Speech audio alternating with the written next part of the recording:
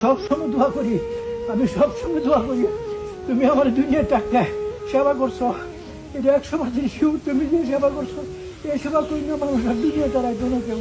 তুমি আমার উত্তম সেবা জীবন করছো, সঙ্গিনী যখন আল্লাহর কাঁদতেছি, বড় নিয়ামত। সব ফালা এসে তুমি আমার সামনে এসে অভিষেক দিচ্ছো। আল্লাহ তোমরা জান্নাতুল ফেরদৌস নসিব করো। ইয়া আল্লাহ, আল্লাহ এই মহিলার যদি কোনো প্রকার ত্রুটি ভুল ত্রুটি হয়ে যায় তাদেরকে মাফ করে দেন, আল্লাহ তাকে মাফ করে দেন, তারা জান্নাতুল ফেরদৌস আল্লাহ নসিব। জোড়া জোড়া বোঝেন? একটা পুরুষ একটা নারীর সাথে যে জোড়া, এই জোড়া ভেঙে যাওয়ার পরে তখন অপোজিট পার্সনটার যে কি অবস্থা হয় সেটা শুধুমাত্র সেই অপোজিট পার্সনটাই জানে।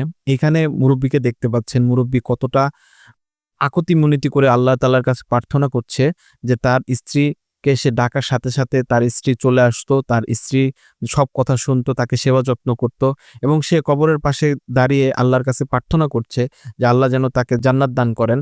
তো সুতরাং জীবন সঙ্গিনী এরকমই হওয়া উচিত যে জীবনে জীবদ্দশায় থাকাকালীনও সে তাকে সেবা করবে, সযত্ন করবে এবং ভালোবাসবে এবং মারা যাওয়ার পরেও তাকে ভুলতে পারবে না। সুতরাং আপনার প্রিয় মানুষটিকে সময় দিন, আপনার প্রিয় মানুষটিকে যত্ন নিন, তবেই কিন্তু আপনার ইহকাল এবং পরকাল দুই কালেই কিন্তু আপনি শান্তি পেতে পারেন।